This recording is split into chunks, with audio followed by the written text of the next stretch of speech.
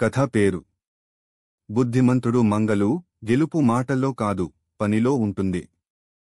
కథ. ఒక చిన్న గ్రామంలో మంగలు అనే ఓ బాలుడు ఉండేవాడు. ఇతను చాలా ముద్దు పిల్లాడు. కాని తన వయస్సు కంటే చాలా తెలివైనవాడు. ఒకసారి గ్రామానికి బయట ఉన్న అడవిలో పెద్ద పంచాయతీ జరిగింది. గ్రామ పెద్దలు, మన గ్రామం తరపున వాదించగల తెలివైన వ్యక్తి ఎవరు అని అడిగారు. అందరూ మంగలూనే అని చెప్పారు.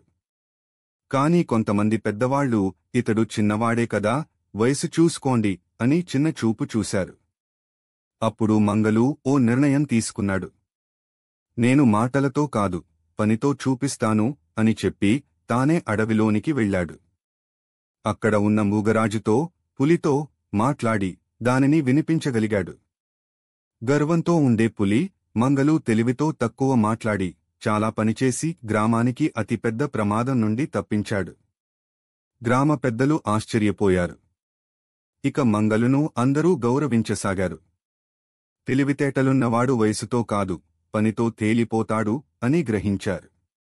మొరల్, నైతిక బోధ.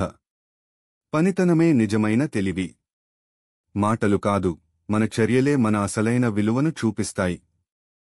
మా స్టోరీ మీకు నచ్చితే లైక్, షేర్, కామెంట్ చేసి ఇలాంటి ఇంట్రెస్టింగ్ స్టోరీస్ కోసం మా ఛానల్ని సబ్స్క్రైబ్ చేసుకోండి. చిన్న దీపం, పెద్ద మార్పు. ఒకప్పుడు ఒక చిన్న గ్రామంలో రవి అనే బాలుడు ఉండేవాడు. రవి పేదవాడే కాని ఎప్పుడూ సంతోషంగా ఉండేవాడు. అతనికి తల్లిదండ్రులు చిన్న వయసులోనే మరణించడంతో అతను తన అమ్మమ్మ దగ్గర పెరిగాడు. పాఠశాలకి వెళ్లి తిరిగి వచ్చి పనులు చేస్తూ ఉండేవాడు. గ్రామం చాలా అందంగా ఉండేది కాని ఒక సమస్య మాత్రం ఉండేది. విద్యుత్ తరచూ పోతుండేది.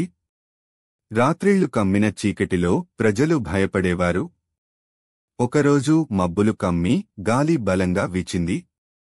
రాత్రి అవుతుండగానే విద్యుత్ పోయింది. చీకటి అంతగా కమ్మేసింది. ఒక అడుగు ముందు కూడా కనిపించని స్థితి. ప్రజలు ఇళ్లలో తలుపులు వేసుకుని కూర్చున్నారు. పిల్లలు ఏడుస్తున్నారు. వృద్ధులు గోడ పట్టుకుని నడుస్తున్నారు. ఆ సమయంలో రవి తన అమ్మమ్మ పాత పెట్టెలో ఉన్న చిన్న నూనె దీపం గుర్తు తెచ్చుకున్నాడు. దానిని తీసి కొంచెం నూనె పోసి వెలిగించాడు. ఆ వెలుగును చూసి అతనికి ఒక ఆలోచన వచ్చింది. నేనే ఈ చీకటిలో అందరికీ మార్గం చూపాలి అని. రవి ఆ దీపాన్ని చేతిలో పట్టుకుని వీధిలోకి వెళ్లాడు. ఎవరూ భయపడకండి, నేను ఉన్నాను అని అరిచాడు. అతని వెలుగు చూసి కొందరు పొరుగువారు కూడా తమ దగ్గర ఉన్న కొవ్వొత్తులు, లాంతర్లు తీసుకువచ్చారు. కొద్దికొద్దిగా వీధి వెలుగుతో నిండిపోయింది. ఆ వెలుగుతో ప్రజలు ఒకరికి ఒకరు సహాయం చేసుకున్నారు. ఒక వృద్ధుడిని ఇంటి వరకు తీసుకెళ్లడం, పిల్లలకు నీళ్లు ఇవ్వడం, ఎవరి వస్తువులు పోయాయో వెతకడం, ఇలా అందరూ కలిసి పనిచేశారు.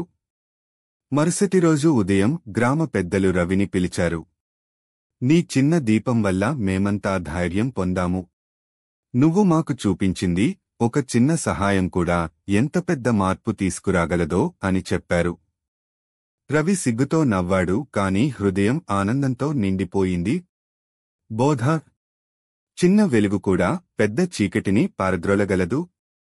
చిన్న సహాయం కూడా పెద్ద మార్పు తీసుకురాగలదు.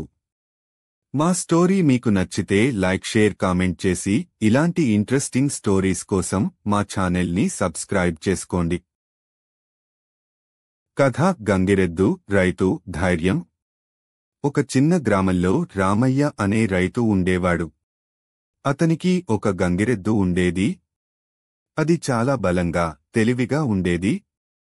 రామయ్య ప్రతిరోజు గంగిరెద్దుతో పొలంలో పనిచేసి ఆ తర్వాత దాన్ని సంతోషంగా ఆహారం పెట్టేవాడు. ఒక సంవత్సరం గ్రామంలో వర్షం పడలేదు.